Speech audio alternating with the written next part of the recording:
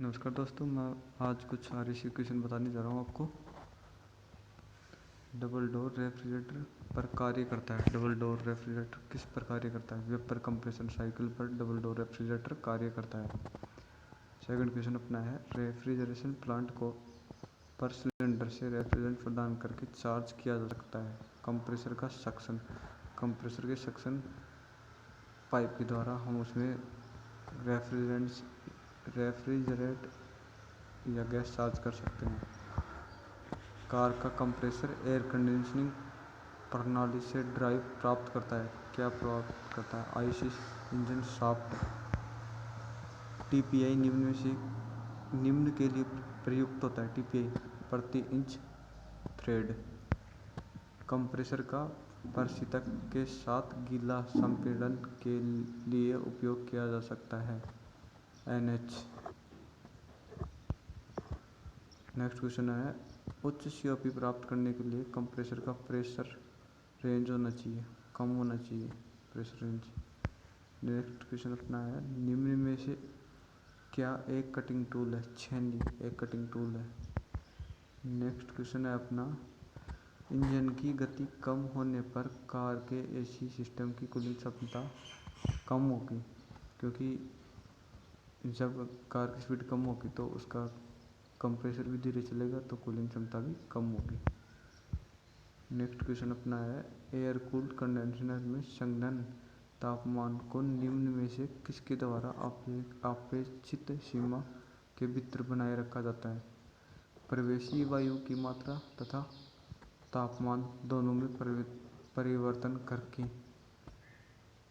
बनाया जा सकता है। नेक्स्ट क्वेश्चन अपना है, ऑटोमेटिक एक्सपेंशन वाल्व।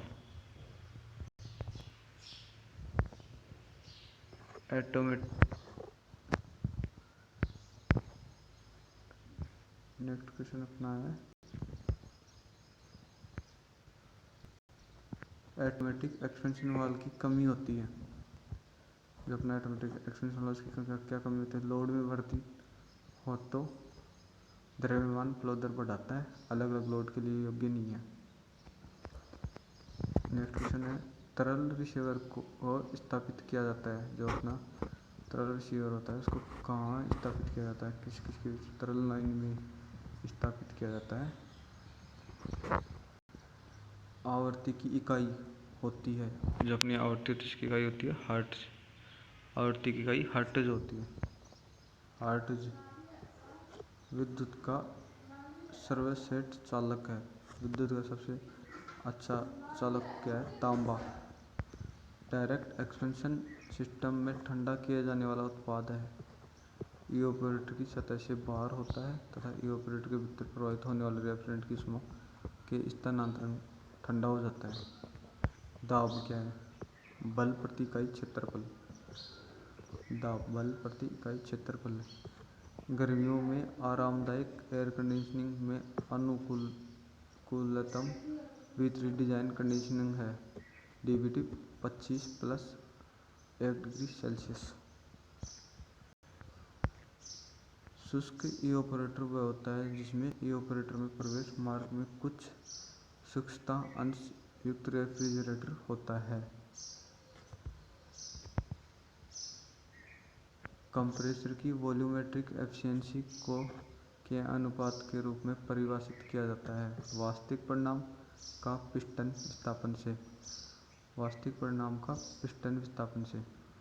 नलिकाओं में दाब में कमी के कारण होती है। नलिका घर्षण, दिशा परिवर्तन, वेग परिवर्तन। नलिकाओं में दाब में कमी के कारण होता है नलिका घर्षण, दिशा परिवर्तन, वेग परिवर्तन। एमीटर का उपयोग किया जाता है परिपथ की श्रेणी में। ग्रीष्मकालीन एयर कंडीशनर में एसी उपकरण में कूलिंग तथा डिह्यूमिडिफिकेशन होता है। साइक्रोमेट्रिक चार्ट निम्न के लिए मान्य है। मानक वायुमंडलीय दाब के लिए मान्य है। R11 का विकल्प रेफ्रिजरेंट है, प्रशीतक है। R123 कंडेंसर से ऊष्मा अस्वीकरण अनुपात को निम्न में से किस रूप में परिभाषित किया जाता है? कंडेंसर से अस्वीकृत ऊष्मा, इवेपोरेटर में कूलिंग प्रभाव। रेफ्रिजरेटर के कंडेंसर को दीवार की दूरी रखना चाहिए, जो अपना फ्रिज होता है उसकी कितनी दीवार से कितना दूर रखना चाहिए? 6 इंच। विंडो एसी के कंडेंसर के द्वारा अस्वीकृत ऊष्मा घरेलू रेफ्रिजरेटर से होती है अधिक होती। स्टैंडिंग वैक्यूम टेस्ट में 24 घंटे के बाद वैक्यूम में कम संकेत करता है नमी की उपस्थित प्रणाली में लीक। जो सिस्टम होता है उसमें नमी होती है और सिस्टम लीक होता है।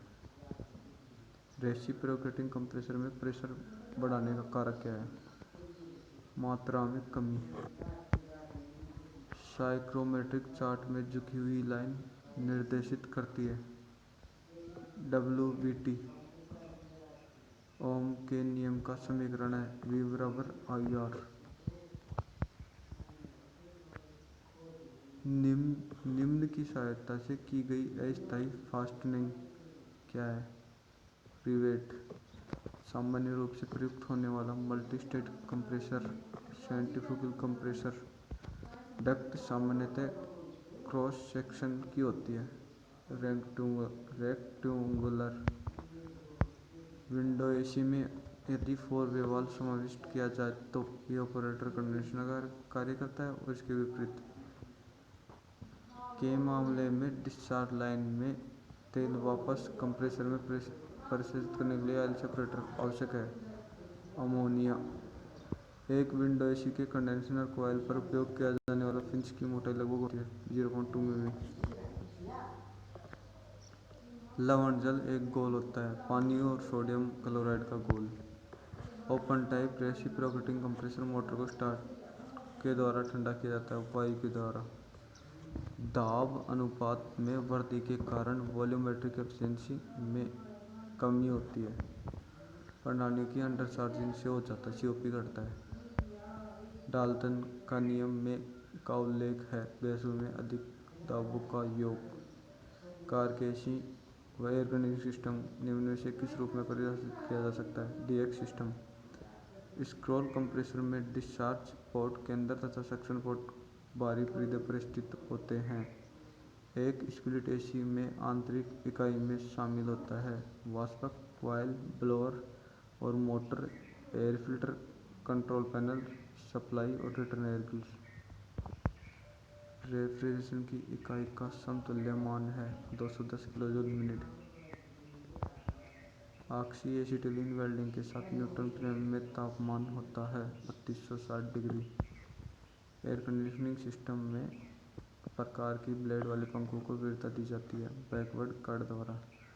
कोल्ड स्टोरेज प्लांट में पाइपिंग प्रयुक्त होती है स्टील की। नम वायु का परिवर्तनीय भाग है जल वाष्प।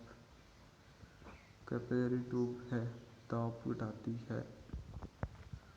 वॉक इन कूलर में रेफ्रिजरेशन सिस्टम जिनके क्षेत्रफल की रेंज होती है 30 वर्ग फीट से 10,000 वर्ग फीट।